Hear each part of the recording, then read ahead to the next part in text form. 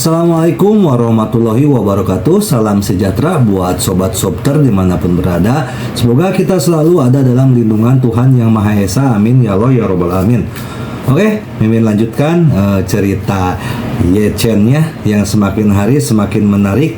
Bab 5846 sampai bab 5850.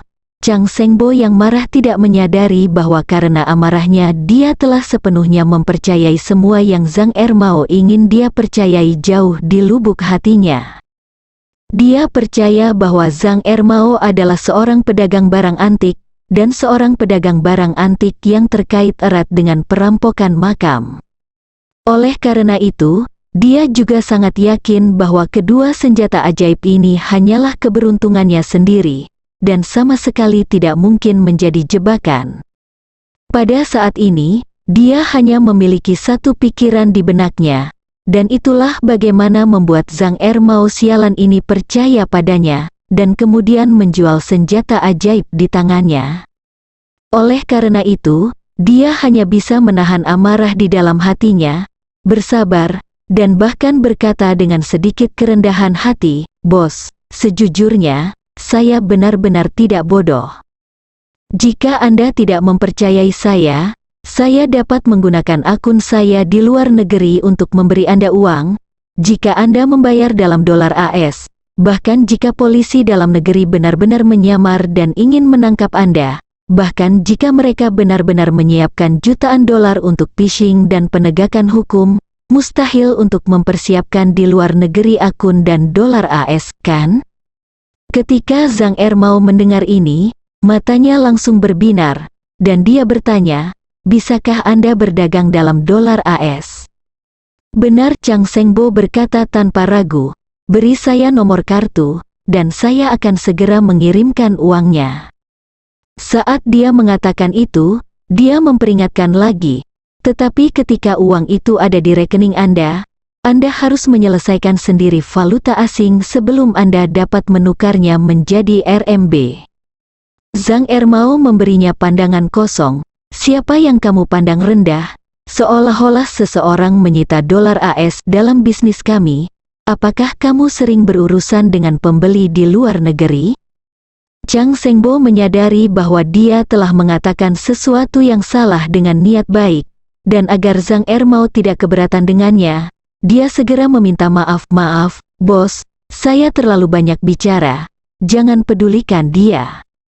Zhang Ermao terus bertindak, menatap Chang Sengbo dengan sangat tidak senang, dan berkata dengan nada tidak senang, "Sejujurnya, saya tidak suka mengobrol dengan orang Tionghoa perantauan yang telah kembali ke Tiongkok seperti Anda."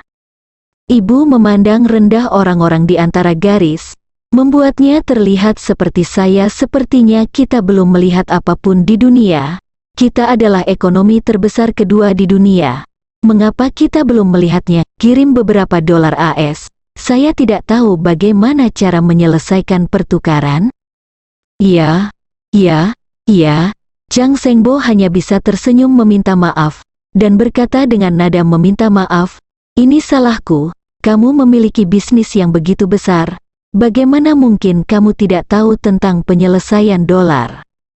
Saat dia mengatakan itu, Chang Sengbo dengan cepat mengubah topik pembicaraan, dan berkata, "Bos, mengapa Anda tidak memberi saya nomor kartu bank Anda saja, dan saya akan mentransfer uangnya kepada Anda sekarang juga?" Zhang Ermao mengangguk dan mengingatkan, "Dolar AS, menurut 1-6, Anda cukup mentransfer 500.000 kepada saya." Chang Sengbo tahu bahwa nilai tukarnya pasti salah, dan Zhang Ermao mendapatkan dirinya sendiri ratusan ribu lebih, tetapi dia tidak peduli tentang itu sekarang. Kesediaan Zhang Ermao untuk menerima uangnya sudah cukup untuk membuatnya bersemangat tanpa henti. Jadi, dia segera mengeluarkan ponselnya dan berkata, "Bos, beri saya nomor kartu Anda, dan saya akan segera mentransfer uangnya kepada Anda." Zhang Ermao mengeluarkan ponselnya dan memberikan informasi kartu banknya kepada Chang Sengbo. Tidak lama kemudian, Chang Sengbo mentransfer 500.000 dolar AS ke Zhang Ermao dengan kartu bank Swiss. Setelah Zhang Ermao memastikan bahwa uangnya telah tiba, dia segera memasang wajah tersenyum dan berkata dengan riang, "Uang telah diterima. Dari sudut pandang ini, kamu memang bukan agen rahasia Lazy." Chang Shengbo akhirnya menyingkirkan keluhannya, dan akhirnya menghela nafas lega di dalam hatinya. Dia bahkan tanpa sadar merasa sedikit bersalah, dan berkata tanpa daya, "Sudah kubilang sejak lama, bagaimana mungkin aku begitu tua, agen rahasia Lazy." Zhang Ermao mengangguk dan berkata sambil tersenyum, "Saya baru saja menyalahkan Anda. Maaf, tetapi Anda juga tahu bahwa dalam bisnis kami, kehati-hatian membuat perahu 10.000 tahun. Mereka yang hanya berpikir tentang menghasilkan uang sepanjang hari, siapapun yang membelinya Leng Tuking, yang berani menjual, pada dasarnya masuk setelah kurang dari 1,5 tahun. Lihat saya telah berada di lingkaran barang antik Jinling selama lebih dari 20 tahun, dan saya tidak pernah terbalik, itu semua tergantung pada berhati-hati."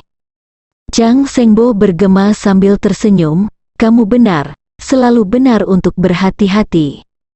Saat dia mengatakan itu, dia tidak sabar untuk bertanya, "Bos, saya sudah membayar uangnya, jadi kapan Anda bisa memberi saya kunci pas?"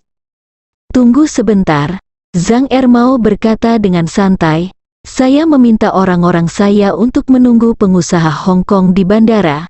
Pengusaha Hong Kong berhati-hati dan tidak pernah menelepon atau mengirim pesan, apalagi penerbangan mana dia datang ke Jinling. Mereka harus bertemu dan menyentuh kode dan token sebelum mereka mengungkapkan identitas mereka.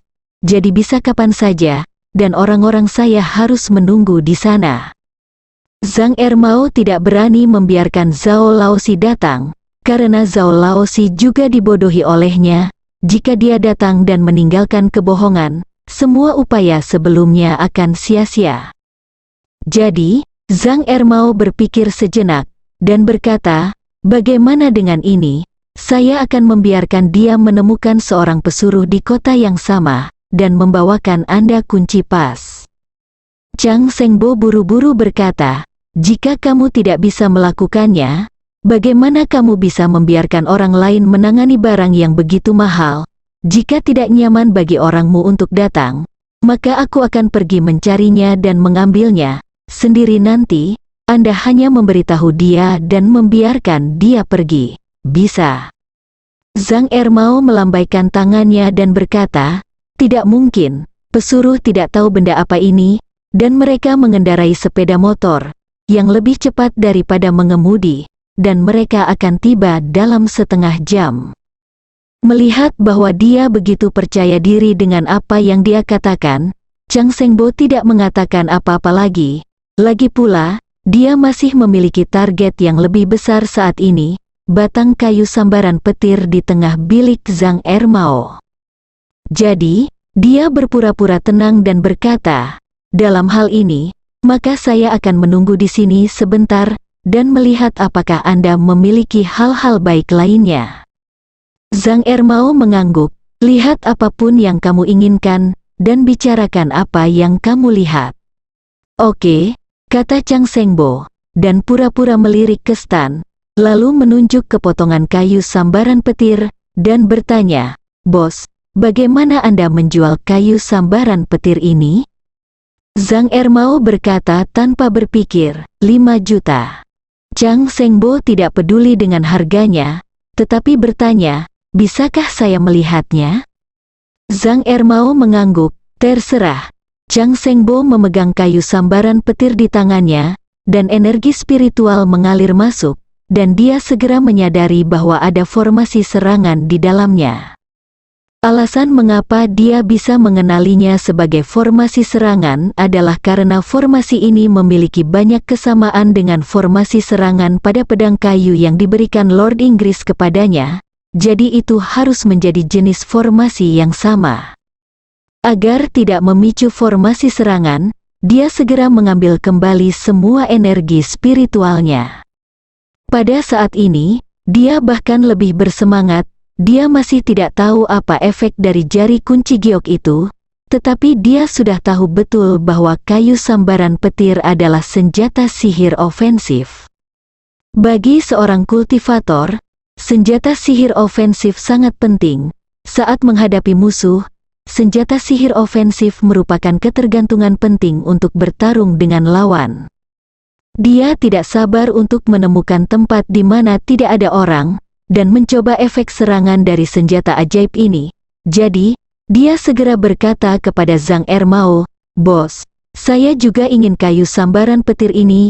Zhang Ermao mengangguk, "Jika Anda bisa, Anda dapat memberi kami $800.000. Chang Shengbo berkata tanpa ragu, "Atau ke kartu yang baru saja Anda kirim." Zhang Ermao mengangguk dan berkata, "Ya, ayo bertukar, bersambung."